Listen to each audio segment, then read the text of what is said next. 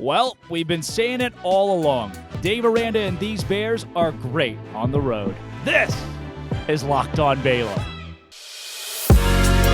You are Locked On Baylor, your daily podcast on the Baylor Bears, part of the Locked On Podcast Network, your team every day. Happy Monday, everybody. Welcome to Locked On Baylor. I'm Drake Toll. That's Cameron Stewart. We both work for Sports Illustrated's Inside the Bears. But if you ask us, we'll tell you we work for Sports Illustrated. Cam, I want to thank everybody at home for making Locked On Baylor their first listen every single day. And I want to apologize to absolutely nobody for saying that Baylor was going to win on Friday. I called it. Maybe I said that Baylor was going to lose to Iowa State. That was literally the title of a show at one point last week. But I am happy to be wrong about that. Hard, maybe. Happy to be right that I went back on my own word. And I'm not going to lie. Can I be honest with you? Please do, Drake. I'd love it if you're honest with me right now. Monday morning, I had class all day today. If you're listening before 8, I have class all day today. I was surprised Baylor won this football game. Were you surprised that they won, or were you surprised how they won? I was not surprised remotely with how they won. Because it was pretty comprehensive for a game that ends up at 7 points. No, honestly, it was. They didn't trail. They really, there was no doubt they were going to win the game. It's a 7-point blowout. It's as good as you can win the game if you win it by 7 points. Because it wasn't like you're up by 28 and somebody makes a big late comeback and almost wins it. No, it was like a very standard. We won by 7, but probably could have won by 14, especially because felt like they won by 14 or 17. Wouldn't you know? Iowa State fans, notably, not happy with officiating. Really? Yep, 100%. And look, objective journalist here. Yeah. But when push comes to shove, one of those probably shouldn't have counted. With your Baylor hat and your Baylor jersey on, objective journalist. Yes. One of those touchdowns probably shouldn't have counted. And I'll let you pick which one. Right, for sure. Either or. You got spotted 2 touchdowns. Taking a look at that first one, by the way, I was just shocked. Maybe it is a touchdown. We didn't get a ton of looks at it, but they didn't even review it. And I was like, well, it definitely pops out at the end there. No one knows what a catch is anymore. We're just not going to look at that. Yeah. Anyway. Yes, they're upset with the ref. You're targeting Shore. Also, the announcers, too, were very unhappy with the officiating crew. They were wanted jumping. Everything to be a penalty, too. They were. Right, every time Baylor made a tackle. It's like the middle of the third quarter, and they keep referencing. It's like the 15th time they've said how some, maybe controversial calls have gone the Cyclones' way. And I was like, both of those happened in the first quarter. Let's move on. So are you saying before the second touchdown? Are we saying here Baylor had to beat the referees, the opposing crowd, and the announcers? I'm not saying. I see. I just thought they were. I didn't think the officials were that good. Yeah, no. But are you surprised? Really? Are you shocked by this? By the way, are you like? No. But Iowa State fans, by the way, they're ruthless. Wild. They hate us. They hate Baylor, which is so funny because the best fan who also likes Baylor outside of Iowa State, the best guy on Twitter is Cyclone Larry. Yeah, for sure. Is it the 10th thing? Is that still what it is? Because these people are like, I hate everything Baylor stands for. I want them to lose every game. I hope everyone that goes there dies. I'm like, where is this coming from? I mean, go ahead, be vitriolic. I don't really care, but it's like, why us? You know what I mean? We should feel that way to TCU, and likewise, probably. But that's for Iowa. I tweeted Kansas State. Literally just a picture of Dave Aranda compared to a picture of Matt Campbell from this weekend. That. And by the way, Matt Campbell, vehement all game long. You cannot deny the guy was he was a bit of a butthole to the referees, whether justified or not. Dave Aranda, on the other hand, didn't even challenge stuff that probably should have been challenged. And Iowa State fans immediately went to 2016. Whoa, hey, put the gun down. This is weird. This is Twitter space. Safe space right here. College football. What are we doing? Immediately. Nebraska fans did pull that out. They pulled out Carlton Dotson last week. They did. Of all of the things to they pull were out. like, they think nothing's in Lincoln but corn. their basketball player killed another one. I was like, all right, whoa. Right. Okay. It's and of course that is true. I don't know what that has to do with this. But the event itself is not to be laughed at, but the fact that like the first thing they pulled out of their bag when it's Dave Aranda's not going to Nebraska. Yeah. Well, how about this? What? Well, you think he's going to stay there where this happened? They're like, wait till Dave Aranda hears about this one. All I got to do is tell him, and you guys are screwed. Oh, man. Okay. This is getting back to Nebraska. Oh, yeah. Here they come. Now we're going to have two fan bases. If not Baylor fans that are still pissed about the Nebraska thing, we're going to have three fan bases in the comments here. And I don't have anything against Iowa State. In fact, most of the times I will root for them in neutral games. Like I liked their core of guys. Like I like Matt Campbell. I like Matt Campbell. They have great diehard fans. Like they really do. They hate us, but I'm just like, well, I root for them way more often than not. And they repay us they repay me by hating everybody. Unbelievable. The things I've done for them. They're not the nicest fan base in the world. I don't mind not being nice, but it's just like, okay. Right. I didn't do anything to you. It was all in good fun. Speaking of fun, Texas lost this weekend. They did. Unbelievable. Which was fun. I predicted that, by the way. Joe, you did. You projected. What else did you predict? Almost everything else wrong, by the way. Oklahoma, Kansas State. I did predict that. Yep. But I also predicted them losing to Nebraska last week. Yeah. I literally put out a tweet this weekend that was like, everything I've thought about a Big 12 team was wrong. I had Kansas winning the first game, none else. Kind of happy to be wrong. Don't have anything against Kansas. Nice story. Hope we beat them. Tech. Yeah. While I did say they would beat UT, are a much more legit team than I thought. And we're saying that we hope we beat Kansas. And by the way, I just want to pause on that statement that you've made on today's show. Didn't think you'd say that this season. Hope we beat Kansas. Yeah, hope we do. Yeah. That's the longest winning streak we've got in terms of a series.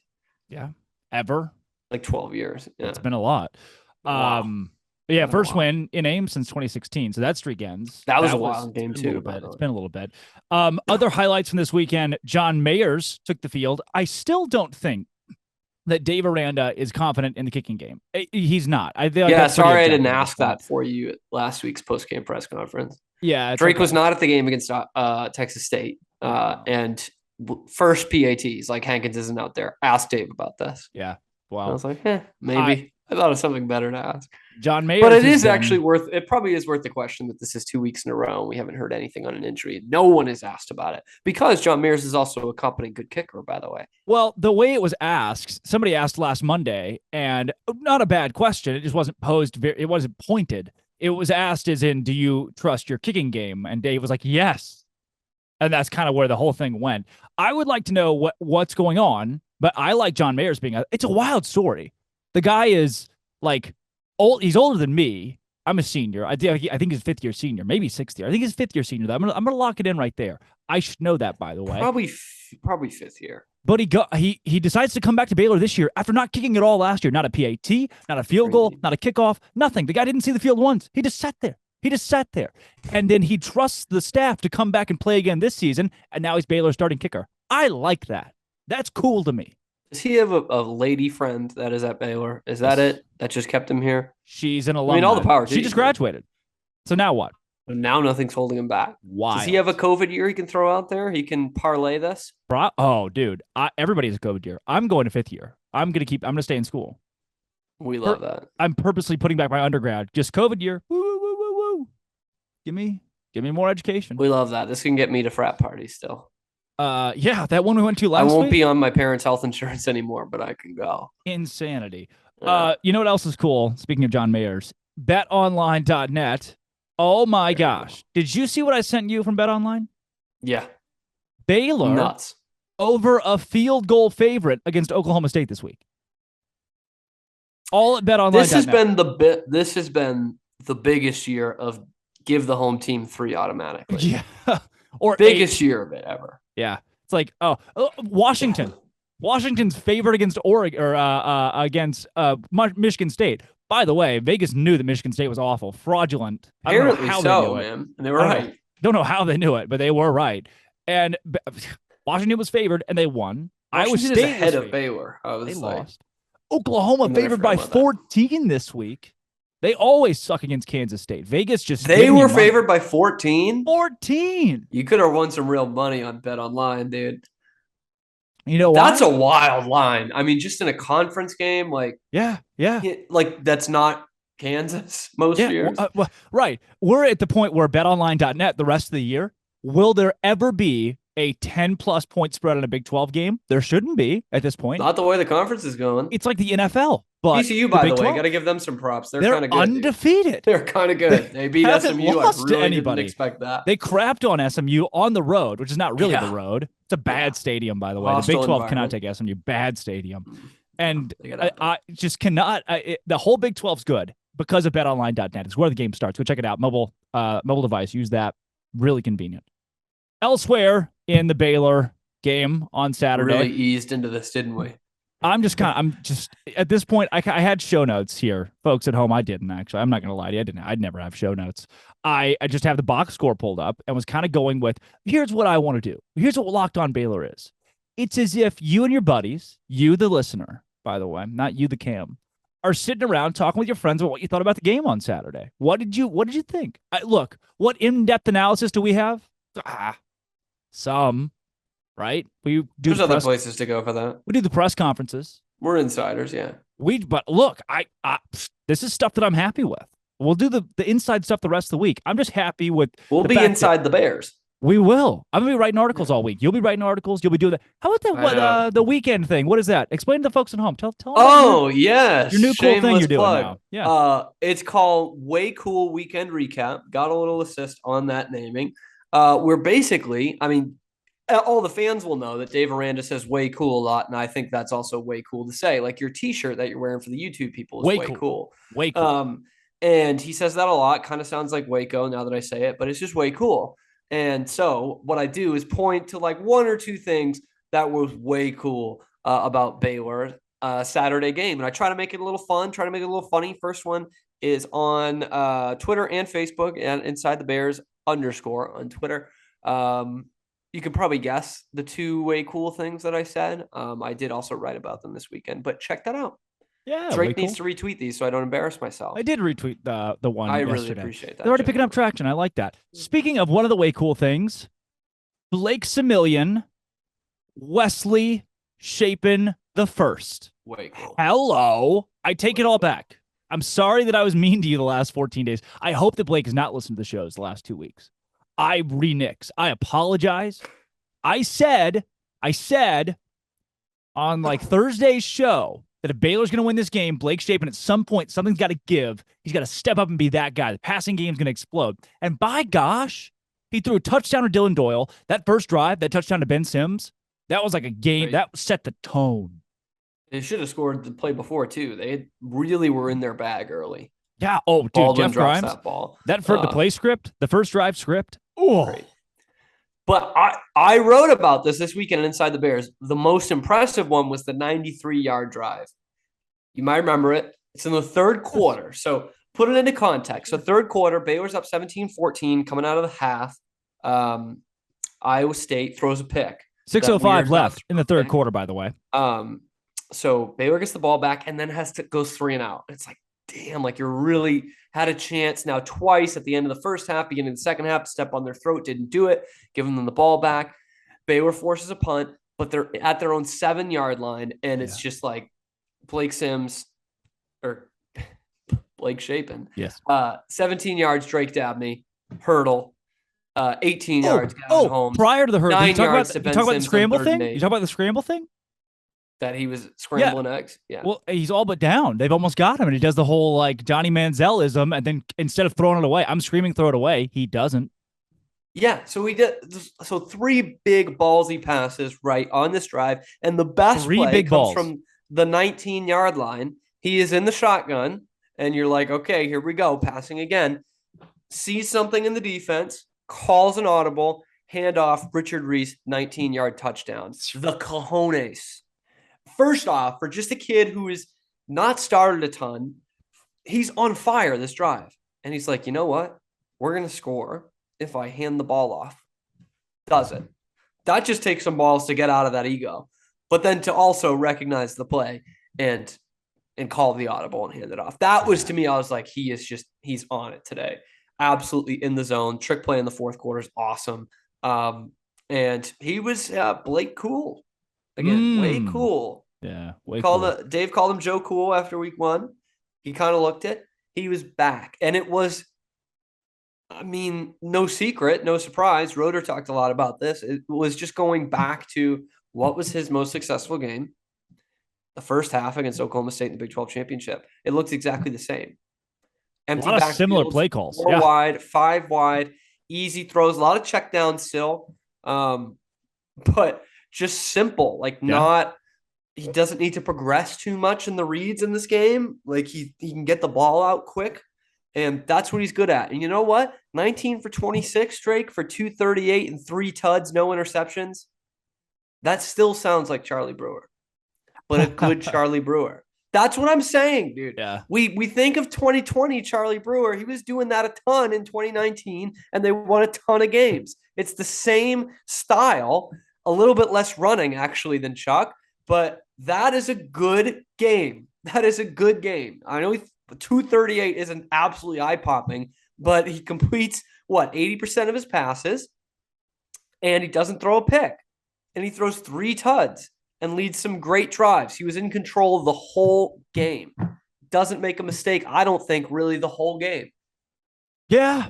No, I'm there Loved with you. I can't say more. Blake was really good. I think he was. I also would like to I'll retweet it. I'll retweet that he was good Charlie Brewer this week, because there was a point where people were like, I've become like the Charlie Brewer defender on this people were like, podcast. Charlie Brewer Heisman dark horse. Mind you, he had some gaudy stats at points. The way he ran the ball, his rushing touchdowns were nuts. I mean, he's a good runner. Yeah, he wanted to bull the ball in, and there was a point, especially that Oklahoma game, when it was 28-3. You're like, could Charlie backdoor his way into New York, at least an invite?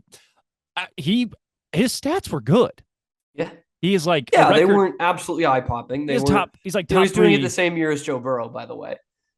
That Joe Burrow Heisman season, yeah. So not near as Joe Cool and Jalen Hurts, but so it's not like these. Fine. Absolutely. I'll get off my Charlie Brewer Heisman soapbox. Yeah, let's win. Back away from whatever. I'm just saying that was a good Charlie Brewer game. By the way, might I say, a really good game. I think Charlie Brewer was older than both Jalen Hurts and Joe Burrow at the time. They are both successful starting NFL quarterbacks. Charlie Brewer's at Liberty. So he might be younger than I'm as a linear circle. John Mayers. Yeah, one of them has played in the Super Bowl.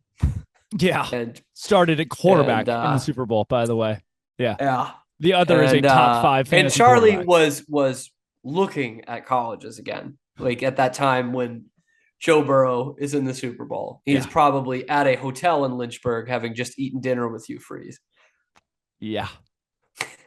Chucky Brew. Also, before we get out of here, we're extending our time because I got to hear from Dave Aranda in his post-game press conference.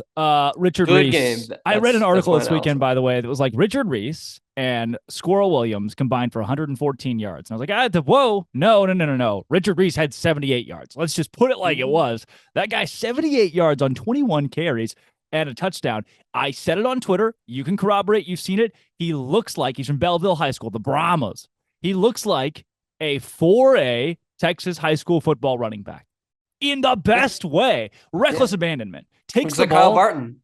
Just runs the football like head down forward. You're like, all right, yes. Doesn't go down. I will bounce off of you. Reads it extremely well. I will bounce off of you. I'm just not going to go down. That's what he looks like.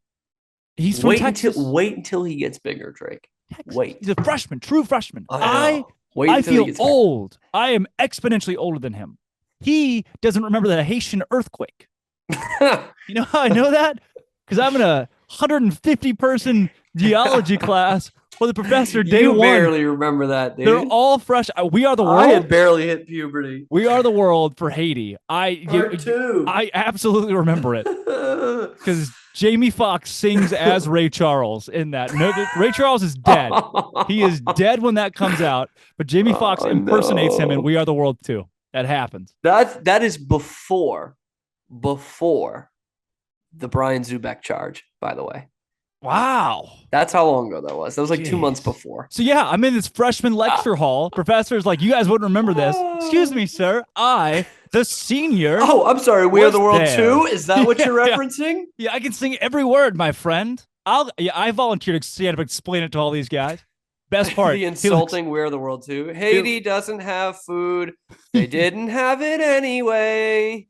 We should send them food and internet. Well, that song, it cured Haiti. They did one song, and that was it. I don't know if you've seen Haiti recently. Smooth sailing. It's like the difference between Dubai like 30 years ago to now. Yeah.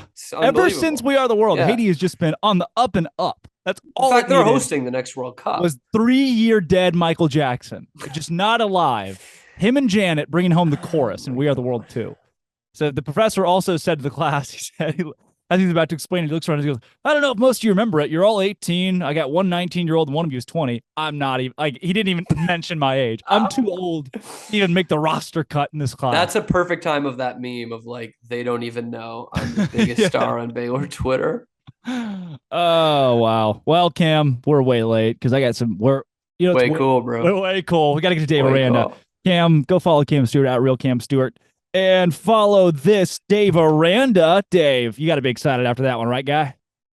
Yeah, you feel like this could be a big breakthrough moment for the team. You went to BYU, didn't quite pull that off. Then you pulled this one off. Tough game. No, I appreciate that question. I don't know. I see it as like I think it's just another step in kind of our process. There's our team, I feel, is colored by just so much youth, and they're all over, man. They're all over everywhere you look. And so what happens there is that so many of them will hear what you say, but really they have to make a mistake with doing the opposite of what you say. And then hopefully they learn. And then it all becomes like how you handle that mistake. And so they don't just like, me versus you or us versus them and you're part of the them. So I don't know if that makes sense. I think it's just when you have a bunch of youth to be able to try to get stuff right, but be inclusive with it is a way big trick. And so we're in the middle of that right now. Dave, Blake seemed very patient. I guess the offensive line helped you with that waiting for guys to get open, that kind of thing. Did you see that from him today? Yeah, and I think I appreciate that. And I think that's who Blake is, up until probably 2 games ago. And then I think he was that in the second half of last game. And so I think, so much of it is, so much of it is focusing on what you can control, not putting your focus on outside things. And it's crazy how a whisper can turn into almost like a roaring chorus. And I think when you look into it, there's not a whole lot there, but it's your mind playing tricks on you. And I feel like we've been all through that with Blake and a couple other guys on offense particularly. And so it was good to see them trust themselves and trust the coaches and kind of play as a collective unit. How cool was it to see Dylan come home and score a touchdown? Pretty cool, yeah. I think he had about 50 people here, and so way excited for him. Just his story and just all of it, way neat. And he's been great throughout this week. I think, when Dylan really making himself available to the younger players and making himself so that he's way approachable. I think he's really made an emphasis on that, and I think that's connected him and made us a stronger team. Coach, your voice is a little hoarse. We saw you celebrating on the sideline at the game. Did you purposely bring a little extra juice this game? No, man. It's always been like that, but I guess the cameras they got me. So, yeah, it's all part of it. Have you seen that clip? I have. What are your thoughts after the fact? That's all. It's always kind of been that, at least till now. Now it probably won't be anymore. Dave, the defense, particularly the second half. I mean, they got 2 takeaways. Got a lot of pressure on their quarterback. What was the difference there, I guess? 0-0 game. I think, and this just goes with the youth of the team.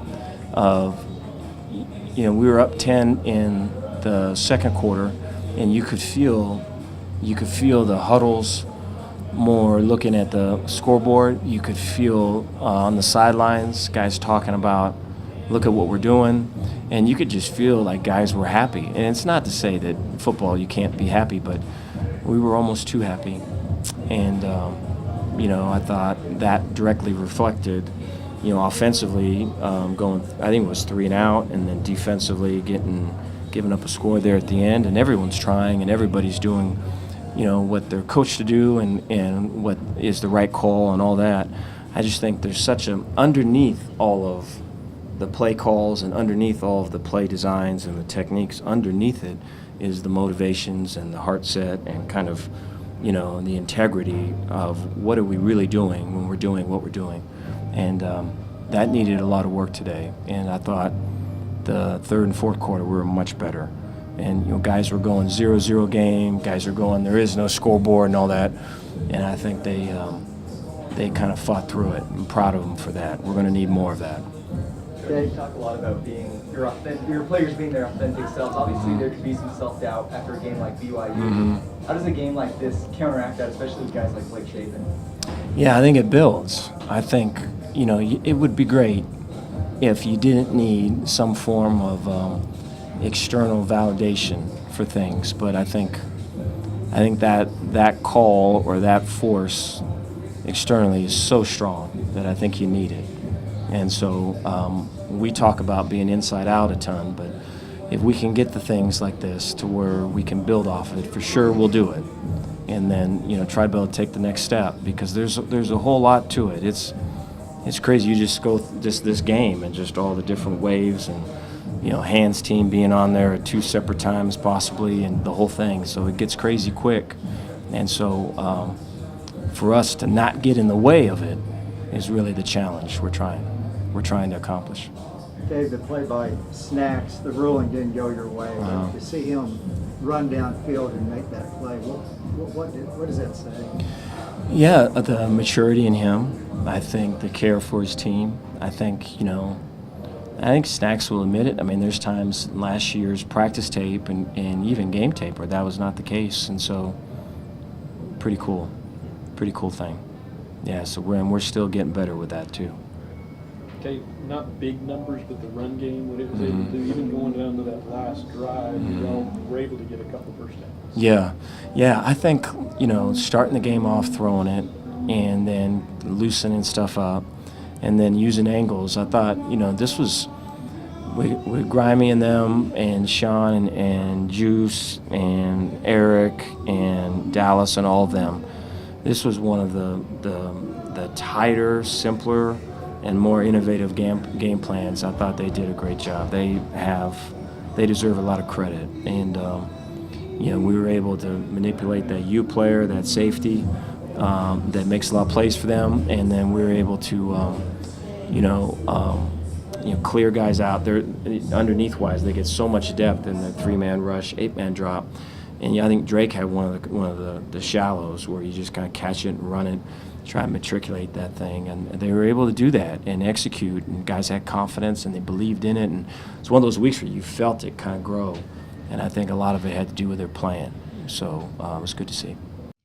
Well, that was Coach Dave Aranda in the postgame press conference. Guy smacked some butts on Saturday. I got asked about it. It's just wonderful. Josh, a flippin' awesome win. An awesome win. Come back tomorrow's show, highlighting Blake Shapen. We're going to break it down, like every bit of Blake Shapen this week, because I loved it. Send him this. If you're listening to this and you know Blake well, send him this. It's my apology, Blake. I was ready for you to be that guy, ready for it. And you were that guy. Keep doing that. That was awesome. I like it. Yes. Yes. Tomorrow, Blake Shapen. This has been. Follow, subscribe, all that jazz. Locked on Baylor.